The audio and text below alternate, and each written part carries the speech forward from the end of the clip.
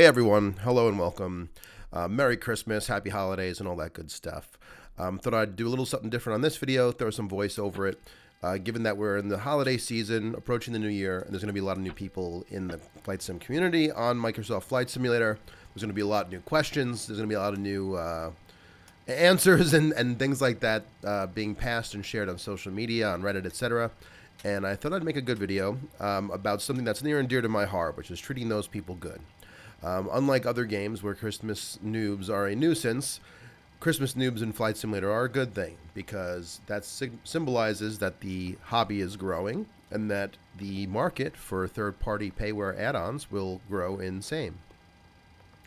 The only time I would say that a Christmas noob is a detriment is if they get on Microsoft Flight Simulator, think that they have it cut out to go fly online or multiplayer and VATSIM, etc., and they go on just to be a nuisance. Now that's not, doesn't show good candor. That's not right. I also suspect it doesn't happen very often here in Flight Sim. And compared to other games, this isn't the most. This game isn't the most conducive to trolling. But anyway, I wanted to kind of go over like how I see a way forward for a noob, right? And I'll stop calling them a noob now. That was more just for a joke. But newer players, newer Flight Simmers, here's some advice, right? Because I care about you guys, and we care about you guys. And we want to see you stay in the hobby, and we know that it can be quite a frustrating experience, right? So we want to have you stick around, we want you to enjoy it, and we want you to get whatever you want out of this game, out of it, right? I'm calling it a game, but it's a simulation to us. We don't really look at it like a game. There's no winner and loser. We're just trying to have fun for a variety of different purposes. People have wide-ranging interests in this game and aviation in general. Some people stick to helicopters. Some people stick to military planes. Me personally, I'm a commercial aviation guy. I always have been.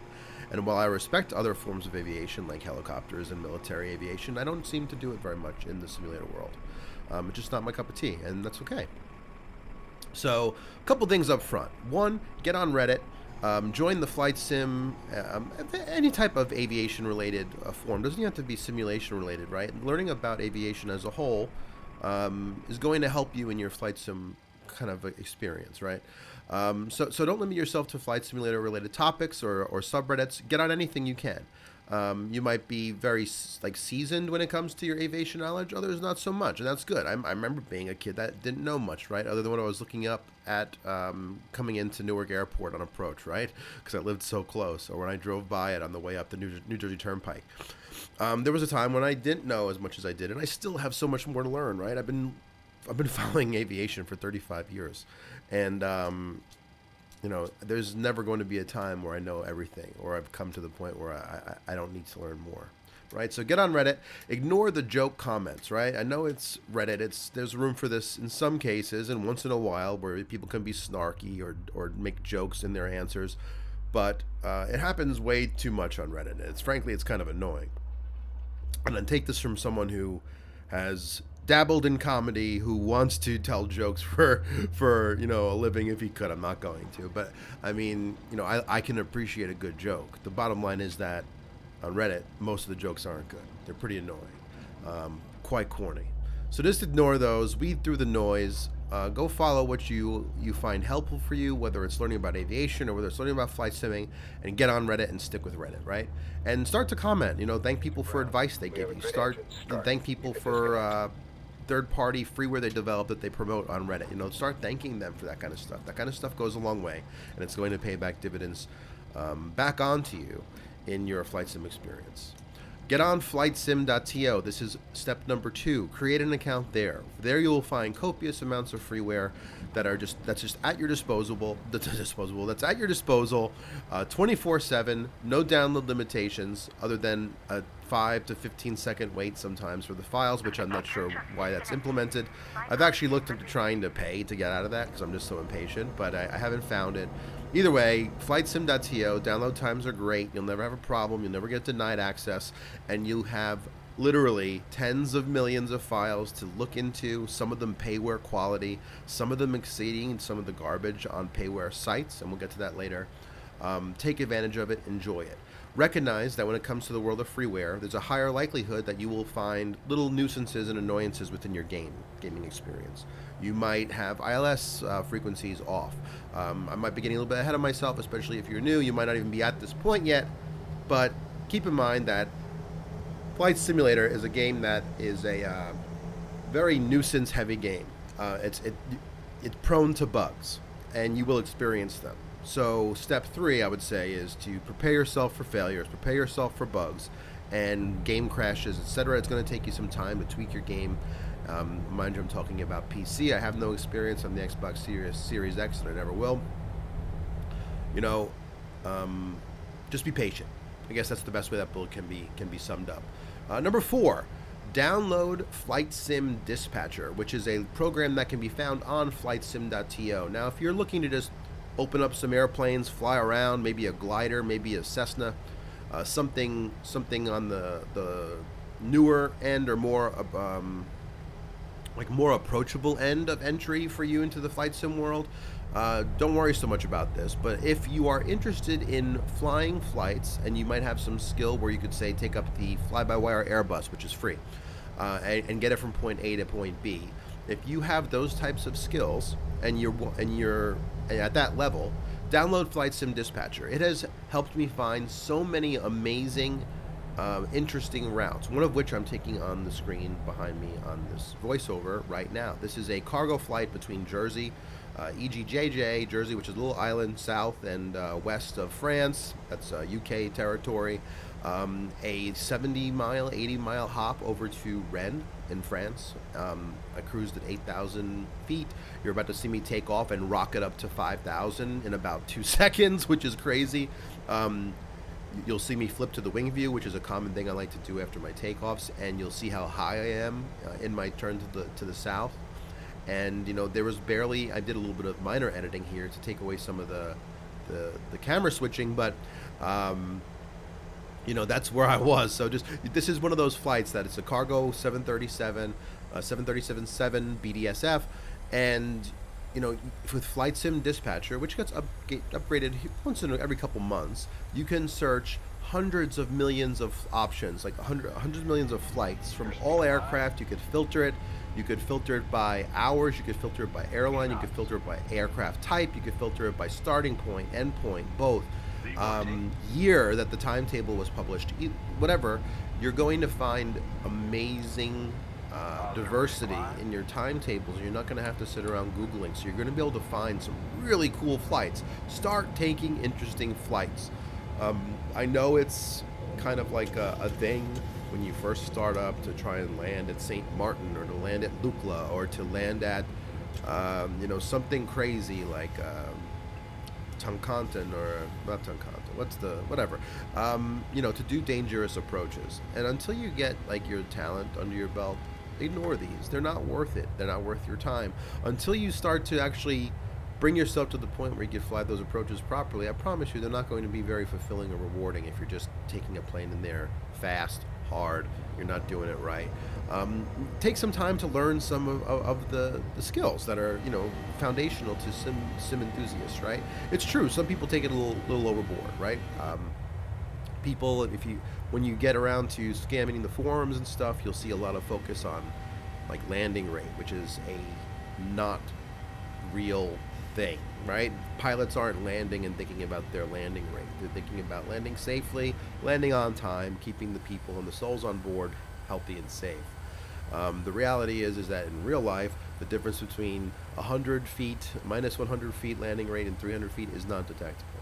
So like, don't listen to some of the standards set by the community. You know, you shape them for yourself and recognize that in the beginning you're going to have some rough landings. I have them now. Half the videos that I put on my YouTube are done after 3 or 4 fail videos, especially lately. The live weather's been kicking my ass. So that brings me to the next point. Turn on live weather, enjoy the scenery, look around, get those clouds beautiful and real, fly through bad weather, look for it in some cases, right? Look for bad weather and then start to enjoy flying through some real torrential downpours and gusts and snow. I promise you it's going to augment your experience. I don't know if that's number 5 or what, but now I guess the numbers are arbitrary. So number 6, go watch YouTube. And by watching YouTube, I don't just mean watch YouTubers, click like, and get off. I mean, then this kind of pairs with number 7. Get a notebook and a pen. Watch those YouTubers, and I'll throw some names up really quickly of YouTubers I like on this video. You know, there's there's a lot of YouTubers. Some are better than others. Some are just kind of for the comedy. Some are just for the laughs. I tend to not watch those as much, even though they're good people. But in the beginning, I would take a notebook, I would watch a YouTuber, and I would write down their startup procedure for an airplane from start to finish. Now, mind you, I'm doing it with my hand, pen and paper for a reason. Yes, it's important to follow procedure. It's more important to learn procedure and know it like the back of your hand, right? I don't follow a checklist anymore with the Boeing. I don't follow a checklist anymore with the Airbus. I do it all by memory. Am I doing it perfectly? Hell no. Am I doing it 100% accurately? No. But I'm doing it without error. I'm doing it properly, and I'm getting a plane up in the air from point A to point B safely and more or less within the bounds of reality, which is, don't go too fast, don't fly at weird altitudes. I'm following the rules mostly, right? And that's really all I'm looking for, all I could ask for. You know, I guess the best advice I could give you is in the beginning, take it seriously, as in have a goal, like understand what you're trying to work towards, and work towards that goal. But don't take it too seriously to the point where you take away from the experience, you take away from the enjoyment of all this new stuff that's going to be before you. Out of the box, Microsoft Flight Simulator 2020 is, something else, right? You're going to get something, you're going to be wowed by it right out of the box in its skeleton version. And then when you start adding on all the free junk you're going to find, you're going to be absolutely blown away. Nowadays, I have kids. I'm approaching 40. I don't have time to do this all the time. I have time to upload right around now and get some videos done because I got COVID like a day before Christmas, and I didn't make it up to my family celebration. So I have a couple days to dedicate to this. As a youth, as a younger person, you're going to have that time, but I promise you, you're going to find a day when you are taken away from this, because life is going to happen, right? And you're always going to think back on it fondly. There might come a time where you take a year or two off, a total break, where you don't check the news, nothing, but you're always going to come back. The bug's always going to bite you. If you approach this the right way, approach it not like a game, but like an experience, like a lifestyle, like a hobby, you're going to gain gain a respect for it. Its developers, its members, its elders, for lack of a better term, and you're going to find like a reverence or almost like an allegiance to it. You're going to come back, it's going to follow you for the rest of your life, and you're going to be glad it did. So anyway, welcome to the community. I hope Christmas treated you well, whether it's getting you the game for the first time, getting you a PC that could run it for the first time. I don't have the top of the line PC, and after you do some tweaks, and that's another thing I would search YouTube for, is some, try and find who's using a machine similar to yours, a graphics processor like yours, and try and match it up, because, graphics and overloading it is not necessary. I mean, just take a look at this wing view here with the fog. I got to tell you, a lot of my specs are turned down in game. Not ultra, not even high, a lot of these things, and look what it's looking like, right? So this game is powerful. It's going to take you places, and the most frustrating thing in the world is coming into an airport like this, or even a little one like Ren, and having it not load whatsoever, which happens all the time in this game if you try and overload it and overload your computer. So learn every day, enjoy the experience, take the frustrations in stride, and just reload and get back in there. I will come back with other videos in the future to kind of go over things a little more in depth. I had originally thought maybe I would start a video just teaching people how to fly, and then it hit me that all these Christmas noobs are probably not buying the PMDG on the first day. So what's the point? Plenty of tutorials on YouTube. I don't need to be involved in that. But I did want to give a little shout out to the new people out there. Maybe seeing you might be picking up the game for the first time this week. It might be your first week in flight simulation ever. Mine was back in 1990 or 92 with MS1 or whatever it was then, and it's little 8-bit graphics flying out of Meigs Field in Chicago. Let me know where your first flight and your first flight sim experience was out of. I'd love to hear about it. I'm happy that you get a better starting point than we did back 25, 30 years ago. But anyway, welcome to the hobby. I say it again. Welcome to a great lifestyle. Trust me, you're going to start talking to people about this in your personal lives. At first, they'll think it's a little weird, and then eventually they're going to realize that you take something very seriously, that you're passionate about it, and they're going to ask you questions about it. I've gotten 3 or 4 friends to try flight simulation just for these quirky conversations I have with them, and I don't know of anything cooler than that, right? So enjoy the experience. I promise you, it's something that is going to stick with you for the rest of your life. After this little backtrack here on the runway, as always, enjoy the wing view, enjoy my flight, And if you like this, please leave a comment. If you have questions, feel free to ask, even in a private message. I do this to help people. I do this to enjoy the hobby myself.